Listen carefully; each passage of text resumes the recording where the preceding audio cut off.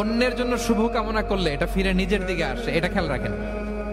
এটা একটা life hacks share করতেছি, আজীবন কাজে লাগবে। অন্যের জন্য যেটাই ভালো কামনা করবেন এটা ঘুরে আপনার দিকে আসবে। অনেকে বলে হুজুর ওর জন্য দোয়া করে আমার কি লাভ?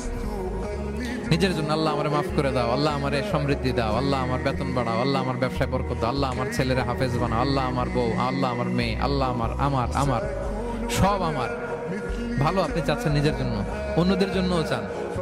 আল্লাহ আমার সব ভাইদেরকে মাফ করো, আল্লাহ আল্লাহ আমার গোটা মুসলিম উম্মাকে তুমি বরকত দাও, কল্যাণ দাও, নেতৃত্বে আসার তৌফিক দাও, আল্লাহ সবাইকে সুস্বাস্থ্য দাও।